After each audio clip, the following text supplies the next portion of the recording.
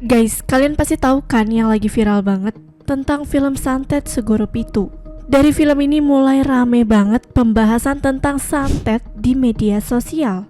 Menurut cerita, Santet Segoro Pitu berasal dari masyarakat Jawa, di mana konon ada 7 lautan atau Segoro Pitu yang memiliki kekuatan gaib.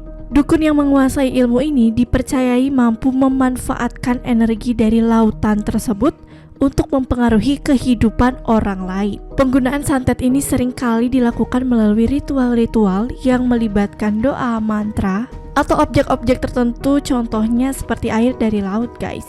Proses ini dianggap mampu menghubungkan pengirim dan penerima energi negatif dengan proses yang misterius. Dalam banyak cerita, mereka yang terkena santet akan mengalami gangguan emosional, gangguan di keberuntungan, gangguan kesehatan, dan bahkan kematian, guys. Dan serunya lagi, ada sebagian orang yang percaya kalau santet itu memang benar-benar ada, tapi yang sebagiannya lagi bilang santet itu nggak pernah ada dan hanya omong kosong. Menariknya lagi, ada juga yang mengaitkan santet dengan ilmu fisika, guys. Kalau kita pikirin, santet itu bisa dibilang nggak logis ya, tapi ternyata ada sainsnya, guys. Siapa yang nyangka ya, black magic yang disebut-sebut sebagai ilmu paling berbahaya dan mematikan, ternyata ada kaitannya dengan ilmiah. Kirain cuma dukun aja yang ngerti. Menarik. Langsung aja Markibas, mari kita bahas. Hey everyone, welcome back to Media Project with me Trias. Dan karena ini udah tengah hari, waktunya kita bercerita.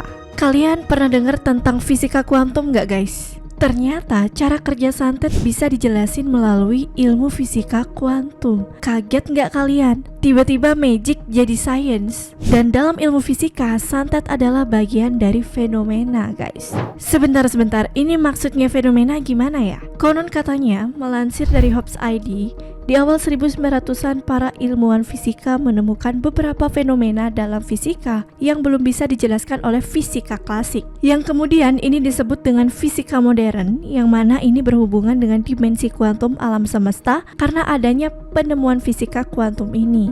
Segala hal yang dahulu berupa metafisika mulai dijelaskan dengan ilmu yang lebih logis. Kuantum sendiri adalah level terkecil penyusun alam semesta, dan segala hal yang paling kecil dalam fisik kita juga disebut sebagai dimensi kuantum. Dalam fisika, kuantum santet disebut dengan kuantum entanglement atau belitan kuantum. Di sini dua atomik orang yang berbeda bisa berinteraksi satu sama lain walaupun terpisah dalam jarak yang jauh. Penjelasan tentang santet dalam fisika kuantum dianalogikan dengan A dan B sebagai dua orang yang kenal satu sama lain. Dua manusia yang saling mempunyai elektron dalam tubuhnya. Nah, kalau berbicara tentang fisika kuantum, santet itu dianalogikan seperti misal A dan B merupakan dua orang yang saling kenal satu sama lain dan mempunyai elektron dalam tubuhnya.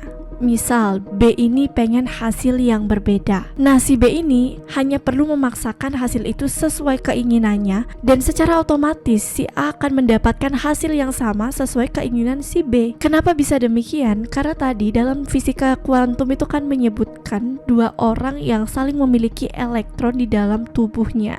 Dan hal ini sama persis dengan apa yang dilakukan dukun santet seperti yang kita ketahui pada umumnya, guys. Biasanya kan dukun santet itu mikirin serangannya kayak gimana, penyakit apa yang mau dikirimkan ke sasaran, ke targetnya. Dan kalau kita kaitkan dengan fisika kuantum, maka dimensi kuantum yang berkaitan satu sama lain akan membuat hal tersebut menjadi nyata, guys. Karena adanya dimensi kuantum yang saling berkaitan, akhirnya otak sasaran santet atau korban menerjemahkannya menjadi realita. Hal itu menyebabkan korban menjadi psikosomatis dan kesakitan sendiri. Tapi saat diperiksakan ke dokter, tidak ada penyakit apapun. Dan dalam fisika kuantum, semua yang ada dalam alam semesta merupakan satu fungsi gelombang yang sama, yang artinya semua hal yang ada di alam semesta ini saling terhubung satu sama lain, guys. Sehingga membuat segala ketidakmungkinan bisa menjadi nyata.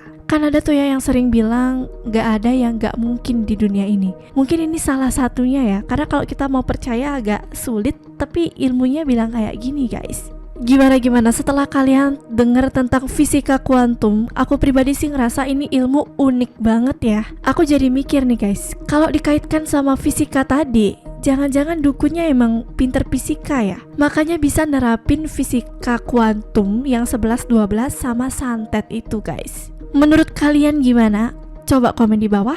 Dan kalian tahu nggak sih guys, saking nggak percayanya sama santet, ada salah satu orang yang menganggap santet ini pembodohan dan juga menantang orang-orang yang paham ilmu tersebut untuk menyantetnya. Bahkan yang berhasil nyantet dia bakal dikasih hadiah. Wah, berani banget bang. Nih ya guys, melansir dari TikTok EduTalk, Ferry Irwandi membuka tantangan. Barang siapa yang bisa membuat gua muntah paku atau menyantet gua akan mendapatkan 1 buah unit mobil Alphard. Nah, setelah Bang Ferry ini ngomong kayak gitu, dan yang terjadi apa? Tidak terjadi apa-apa guys. Sudah menunggu lama sampai ditinggal ngopi, ngerokok, gacoan, si santet gak dateng-dateng. Artinya apa? Santet itu tidak pernah ada, semua hanyalah omong kosong, cuma rekayasa dan kebohongan semata.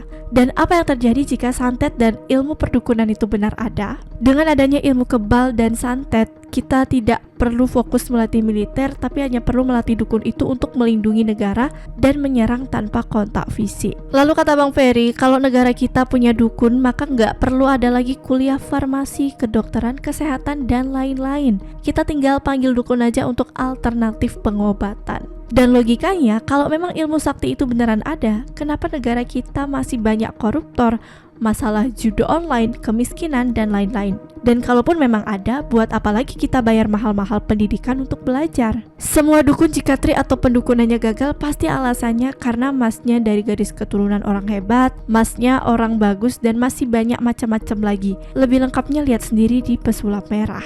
Wow, gila. Aku baru tahu loh kalau ada orang yang berani nantang santet. Tapi kita gak bisa memaksakan sudut pandang orang ya guys, karena kan memang sudut pandang orang itu berbeda-beda. Mungkin ada yang masih percaya dan mungkin aja sependapat sama Bang Ferry kalau santet itu gak bener adanya. Dan kata Bang Ferry tadi, kalau santet emang beneran ada, harusnya negara kita udah tenang ya, karena udah punya ilmu kebal, ilmu yang sakti gitu ya. Kalau ada yang macem-macem tinggal santet. Tapi kok ngomong-ngomong kayak gini serem juga ya. Dan memang sih di era saat ini santet itu udah mulai gak dipercayain lagi guys. Orang kalau sakit ya ke dokter, cari obat yang pasti-pasti aja. Namun untuk sebagian orang masih banyak juga yang percaya dengan keberadaan santet ini, terkhususnya di daerah-daerah tertentu seperti Banyuwangi, Kalimantan, bahkan sampai disebut sebagai markasnya dukun sakti loh guys. Jujur ngeri banget ya bahas beginian, tapi ini seru dan menarik banget karena ternyata ada loh kaitannya santet sama sains. Kalau kalian sendiri gimana guys? Kalian tim yang percaya kalau santet itu emang benar-benar ada, atau kalian sependapat dengan Bang Ferry kalau santet itu hanya omong kosong guys? Aku mau tahu sudut pandang kalian tentang pembahasan ini, so please tuliskan pendapat kalian di kolom komentar. By the way, segitu dulu ya video kali ini. Jangan lupa untuk like, comment, dan subscribe channel Media Project. Jangan lupa juga untuk nyalakan notifikasi kalian supaya gak ketinggalan info-info menarik lainnya. Dan kira-kira setelah ini kita bakal bahas cerita apa lagi ya? Komen di bawah ya guys. And by the way, thank you so much for watching and see you in next video. Bye bye.